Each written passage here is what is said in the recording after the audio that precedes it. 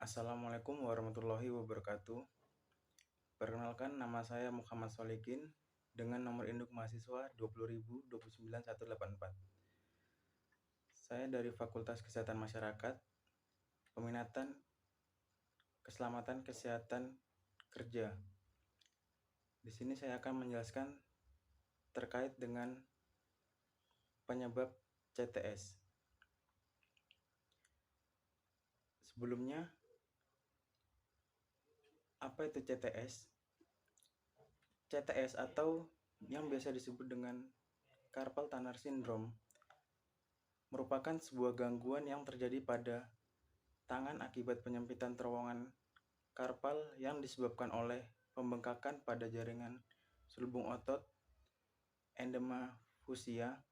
Selain itu, juga dapat terjadi akibat kelainan pada tulang kecil telapak tangan, sehingga menimbulkan penekanan pada nervus mediatus di pergelangan tangan. Penyebab dari CTS antara lain karena adanya faktor intrinsik dan faktor ekstrinsik, atau biasa disebut dengan faktor pekerjaan. Faktor intrinsik meliputi usia dan jenis kelamin. Sementara itu untuk faktor pekerjaan meliputi gerakan berulang dan getaran.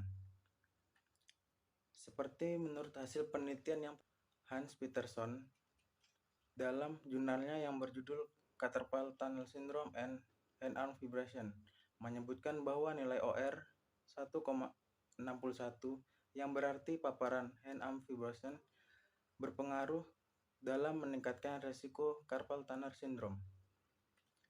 CTS yang diakibatkan oleh getaran lebih banyak diderita oleh para laki-laki. Hal ini dipengaruhi karena salah satu pekerjaan yang dilakukan adalah aktivitas menggerinda, yang dimana banyak dilakukan oleh para laki-laki daripada perempuan. Sementara itu, menurut artikel Gunilla yang berjudul Carpal Tunnel Syndrome and Exposure to Vibration Repetitive Wrist Movement dan sementara itu, menurut artikel Gunilla yang berjudul Carpal Tunnel Syndrome and Exposure to Vibration Repetitive Movement and Heavy Manual Work Case Relevant Study menjelaskan bahwa terdapat hubungan antara gerakan berulang dengan kejadian CTS. Hal ini dibuktikan dengan perolehan ODDS ratio yang cenderung meningkat. Selain itu, di dalam artikelnya juga menyebutkan bahwa wanita lebih berisiko menderita CTS yang diakibatkan karena gerakan berulang. Hal ini juga dikarenakan pekerjaan yang memerlukan gerakan berulang seperti menjahit lebih banyak didominasi oleh pekerja wanita. Selanjutnya, secara klinis CTS sering didiagnosis dengan beberapa tes, diantaranya yaitu tes provokatif, yaitu seperti tes Tinel atau biasa disebut dengan perkusi pada sisi palmar, dan tes Palen atau biasa juga disebut dengan tes fleksi pergelangan tangan.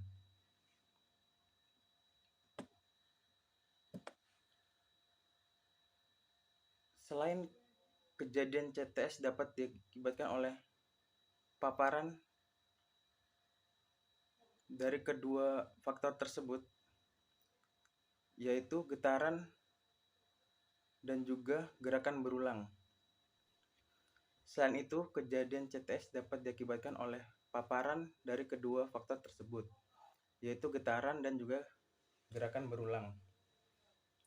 Hal ini dibuktikan dalam penelitian Gosehe yang berjudul Prevalence and Incidence of Carpal Tunnel Syndrome in Meat Packing Plant. Dalam jurnal tersebut menjelaskan bahwa telah ditemukan kejadian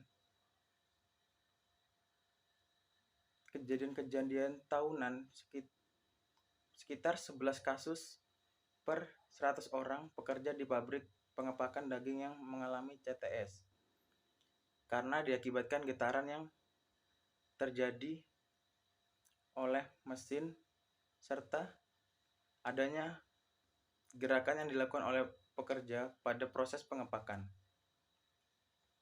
Tidak hanya itu, kejadian tersebut juga karena adanya dukungan dari faktor lain seperti masa kerja atau durasi yang cukup lama dalam pelaksanaannya.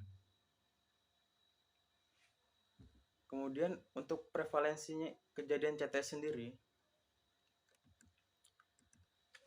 menurut Emberly, dalam artikelnya menyebutkan bahwa di Siena pada negara Italia, kejadian tahunan CTS adalah sebesar 13,9 per 1000 orang per tahun dan 50,6 per 1000 orang per tahun untuk wanita.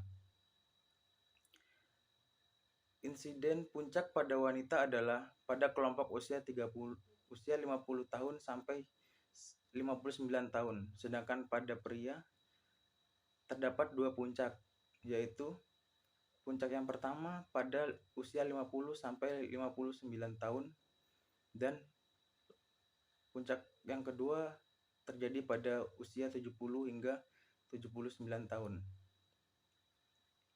Sementara itu untuk prevalensi di Indonesia sendiri, CTS masih belum banyak diketahui proporsi kejadiannya. Namun pada penelitian Farhan dan Kamar Rashid tahun 2018 menunjukkan bahwa hasil proporsi kejadian CTS pada pengendara ojek sebesar 70%. Dan pada penelitian Putri tahun 2021 menunjukkan bahwa proporsi keluhan CTS pada operator komputer sebesar 61,9%. Pada penelitian lainnya yang dilakukan oleh Lisa menunjukkan proporsi CTS pada juru ketik sebesar 60%. Selain itu, penelitian lainnya juga dilakukan oleh Avian yang menunjukkan bahwa proporsi CTS pada pengisian operator BBM sebesar 43,75%.